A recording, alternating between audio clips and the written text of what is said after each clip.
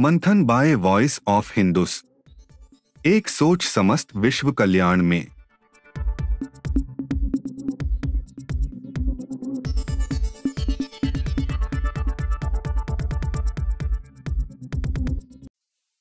नमस्कार, मैं Satyendra Sharma voice of हिंदुस के लिए वॉलंटरी करते हुए आपके सामने एक नई सीरीज जो कि समस्त जगत को प्रभावित करती है उस पे लाने जा रहा हूँ।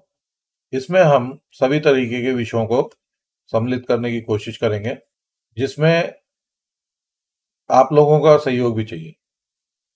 सहयोग आर्थिक रूप में ना करें, क्योंकि उसकी हमें कोई जरूरत नहीं है, पर अपने विचारों से व अपनी जानकारों से जो कि इस तरीके के विचार रखते हैं उनसे हमें जरूर अवगत कराएं, जिससे हम इस सीरीज को बेहतर बना सकें। इसमें सभी तरीके के विषय होंगे, आर्थिक, राजनीतिक, स्वास्थ्य। उदाहरण के लिए धार्मिक ज्ञान, वासुदेव कुटुंबकम हम सनातनियों के लिए बहुत बड़े ज्ञान है। सभी लोग पृथ्वी पे जीवित लोगों को हम अपना मानते हैं, देश को भी हम अलग नहीं मानते। अमेरिका हो, इंग्लैंड हो, वो भी वासुदेव कुटुंबकम में आ जाता है। कितना महान सनातनी धर्म है। सनातनी धर्म की कई शाखाएं हैं, जिसमें से थोड़ा थोड़ा हम हर एक के बारे में चर्चा करेंगे। आज चर्चा करते हैं सिख धर्म की। सिख धर्म की प्रार्थना में बोला जाता है सबदा भला, मतलब इस दुनिया के सभी जीवों का भला हो। कितनी मिलती जुलती परंपरा है। अब ये बात इतनी मिलती जुलती क्यों है? क्योंकि जब हमारा देश सोने की चिड़िया कहलाता था, तब विश्व के बहुत से लोगों की निगाह सोने की चिड़िया पे पड़ी। इसको नोचना शुरू किया, लूट मार शुरू हुई, तरह तरह की हिंसा हुई। उस समय में हमारे बड़े बूढ़ों ने एक बहुत बड़ा फैसला लिया कि हर सनातनी के घर से बड़ा बेटा फौज में जाएगा। वो फौज कुछ और नहीं थी, सिख थे। सभी सिख भाई हमारे ही हिस्से। इस बात को इस तरीके से लीजिए, उस समय अगर मेरा कोई घर था, क्योंकि हम पुनर्जन्म में विश्वास रखते हैं, तो मेरे पिता ने मुझे या मैंने अपने बड़े पुत्र को सेवा के लिए दिया। सेवा का फायदा सभी को है। मैं अपने घर से तो चला हूं, लेकिन उनके साथ होने की वजह मेरे घर का सहयोग प्लस मेरे घर की सुरक्षा। ये लोग रात भर जागने के लिए भजन कीर्तन करते थे, जिसको कि आज की डेट में हम जागरण कहते हैं। तो ये था एक धार्मिक उदाहरण जिसे हम भूल रहे हैं, इसीलिए तमाम तरीके की समस्याएं हमारे समाज में आ रही हैं। इसी तरह हम अन्य विषयों पे बात करेंगे। प्रदूषण आज का ज्वलंत विषय है। प्रदूषण के बारे में जितनी जानकारी मिल रही है वह काफी खतरनाक है। दिल्ली एनसीआर में तकरीबन 250 लोग रोजाना प्रदूषण के कारण मृत्यु हो रही है, जो एक बड़ी संख्या है। परंतु क्या करें, कोशिश करते हैं कुछ एयर प्यूरिफाई लगा के, कुछ पौधों की संख्या बढ़ा के, लेकिन मैं बतलाऊं ये सभी नाकाफी है। आज के इस प्रदूषण भरे वातावरण में सभी चीजें नाकाफी हैं। कोई अगर ये सोचता है कि इन चीजों से कुछ राहत मिलेगी तो गलत है, क्योंकि प्रदूषण का एक बहुत बड़ा लेयर पृथ्वी के ऊपर है। पृथ्वी के उस भाग के ऊपर है जिसे दिल्ली एनसीआर कहते हैं।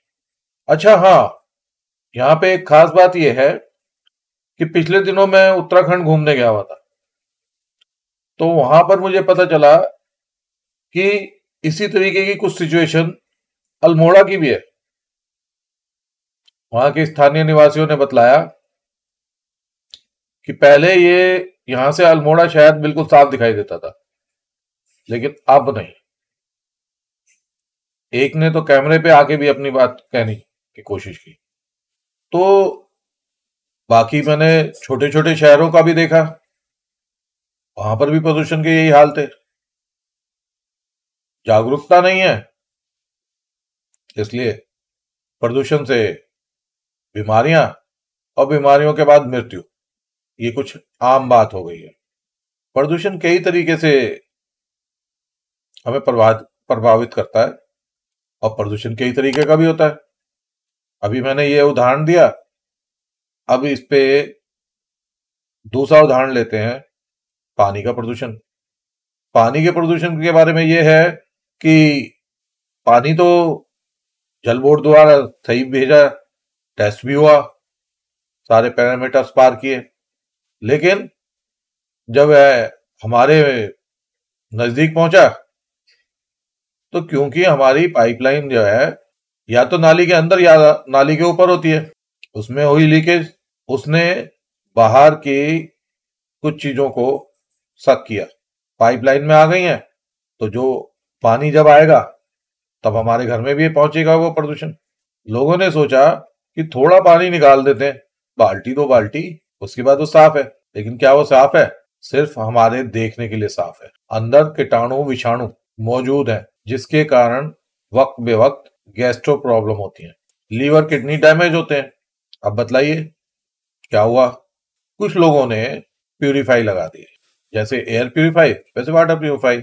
वाटर प्यूरिफाई तो अब आम बात है, कुछ हल्के दर्जे के ले लेते हैं और कुछ आरओ सिस्टम वो भी बढ़िया दर्जे के ले लेते हैं।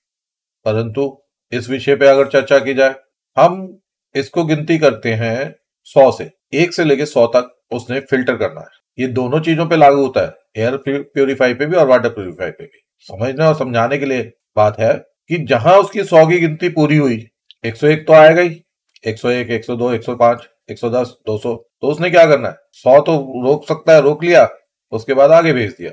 बताइए क्या रहा? अब आइए एक और, ध्वनि प्रदूषण।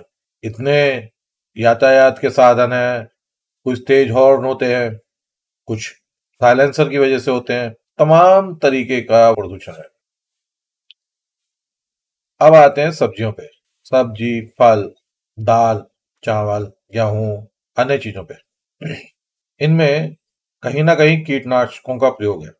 कीटनाशक का अगर प्रयोग नहीं भी किया गया तो अभी पानी तो स्वच्छ इतना रहा नहीं अब हमारे पास, तो उसको किसी तरीके से नाले का पानी दे दिया जाएगा।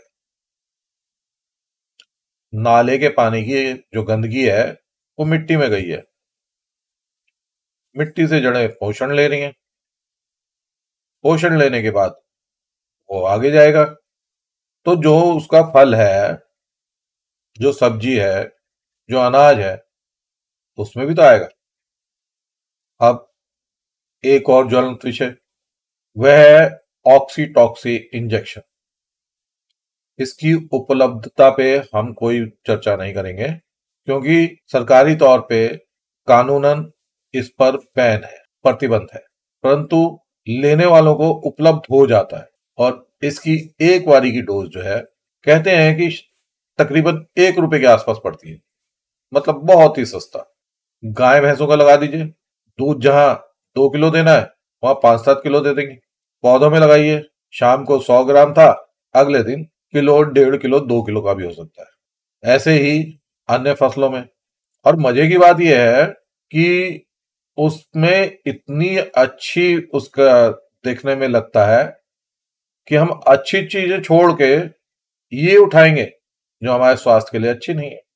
तो इस तरीके के विषयों पे बात करेंगे, और बाकी जो करंट इशू जो चल रहे होंगे उन पे जो भी किसी से हमें थोड़ी सी भी कहीं सहमति होगी तो उस पे भी चर्चा हो सकती है। तो साथियों, आपसे निवेदन है कि इसके लिए प्रचार प्रसार में हमारी मदद करें, अन्य लोग सहयोग करें। मैं फिर से प्रार्थना करना चाहूंगा, सहयोग में आर्थिक ना करें, हमको कोई पैसा किसी से नहीं चाहिए। तथ्यों से करें, अपने विचारों से करें, अपने अनुभवों से करें। आपने काफी धैर्य से सुना, अपना कीमती समय दिया, और इसी से मैं आशा करता हूं कि आपका सहयोग मिलेगा।